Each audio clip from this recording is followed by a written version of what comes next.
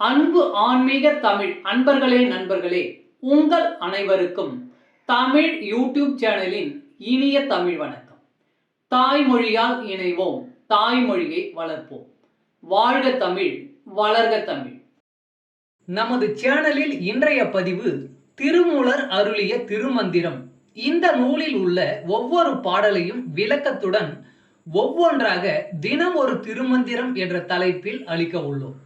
இதனை ஆன்மீக அன்பர்களாகிய நீங்கள் கேட்டு சிவனருள் பெற்று பலன் பெற வேண்டியும், மேலும் இப்பதிவு உங்களுக்கு பிடித்திருந்தால் இப்பதிவிற்கு லைக் மற்றும் ஷேர் செய்தும், அது மட்டுமல்லாமல் இதுவரை இந்த சேனலுக்கு நீங்கள் சப்ஸ்கிரைப் செய்யவில்லை என்றால் இந்த சேனலுக்கு சப்ஸ்கிரைப் செய்து ஆதரவு அளிக்கவும் அன்புடன் கேட்டுக்கொண்டு இப்பதிவினை தொடர்கிறேன். வாருங்கள், தினம் ஒரு திருமந்திரம் அறிவோம்.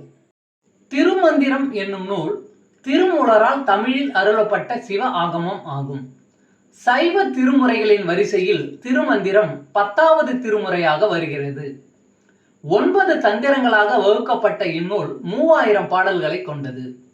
திருமந்திரம் பக்தி பிரபாவத்தில் ஆரம்பித்தாலும் அடுத்து உபதேசம், தத்துவம், யோகம், தியானம், சக்கரம், ஞானம் என்று பல விஷயங்களை பற்றி பேசுகிறது. திருமூலர் யோக பயிற்சி தரும் விதம் சுவாரஸ்யமான நடை. அவை வெறும் சூத்திரங்களாக இல்லாமல் படிப்பவர்களுக்கு உற்சாகம் தரும் விதமாக அதன் பலன்களையும் சேர்த்தே சொல்கிறார். தினம் ஒரு திருமந்திரம் பதிவில் இன்றைய திருமந்திரம் 110. சோதிக்கும் கடவுள். சோதித்த பேரொளி 3 5 என நின்ற ஆதிக்கண் ஆவது அருகிலர் ஆதர்கள், நீதிக்கண் ஈசன் நெடுமால் அயன் என்று பேதித்தவரை பிதற்றுகின்றாரே.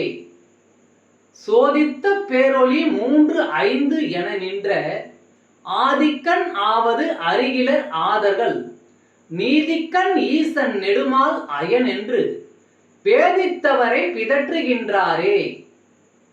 பாடலின் விளக்கம். பிரமன், திருமால், உருத்திரன் என்னும் மூவராகவும், பிரமன், திருமால், உருத்திரன், மகேசுரன், சதாசிவன் என்னும் 5வராகவும் விளங்குவது ஆதி கடவுளான சிவபெருமானே ஆகும். அவன் ஒளி வீசும் பேரொளி சுடராக உள்ளான். மூடர்கள் பிரமன், திருமால், உருத்திரன் ஆகியோரை வெவ்வேறானவராக எண்ணி பேதித்து பிதற்றுகிறார்கள். தமிழ் அன்பர்களே நண்பர்களே, இன்று தினம் ஒரு திருமந்திரம் என்ற தலைப்பில் திருமூலரின் திருமந்திரம் பாடலை விளக்கத்துடன் தங்களுக்கு அளித்ததில் நான் பெருமை கொள்கிறேன். மேலும் இப்பதிவு உங்களுக்கு பிடித்திருக்கும் என்று நான் மிகவும் நம்புகிறேன். இப்பதிவு ஏதாவது ஒரு வகையில் உங்களுக்கு பயன்பட்டால் அதில் எனக்கு மிக்க மகிழ்ச்சி. வாழ்க வளமுடன். இறை அருள் பெறுவோம், இன்பமாய் வாழ்வோம். சர்வம் சிவமயம். அன்பு ஆன்மீக தமிழ் அன்பர்களே நண்பர்களே, இவ்வீடியோ பதிவினை கேட்டு இன்புற்று ஆதரவு அளித்த அனைத்து தமிழ் உள்ளங்களுக்கும் எங்கள் உள்ளம் கனிந்த நன்றி. மேலும் இப்பதிவு உங்களுக்கு பிடித்திருந்தால் லைக் மற்றும் ஷேர் செய்தும், இதுவரை இந்த சேனலுக்கு நீங்கள் சப்ஸ்கிரைப் செய்யவில்லை என்றால் சப்ஸ்கிரைப் செய்து பெல் பட்டனையும் அழுத்தி ஆதரவு அளிக்கவும் அன்புடன் கேட்டுக்கொள்கிறோம். மிக்க நன்றி. அடுத்த பதிவில் உங்களை விரைவில் சந்திக்கும் வரை உங்களிடமிருந்து விடை பெறுவது தமிழ் யூடியூப் சேனல்.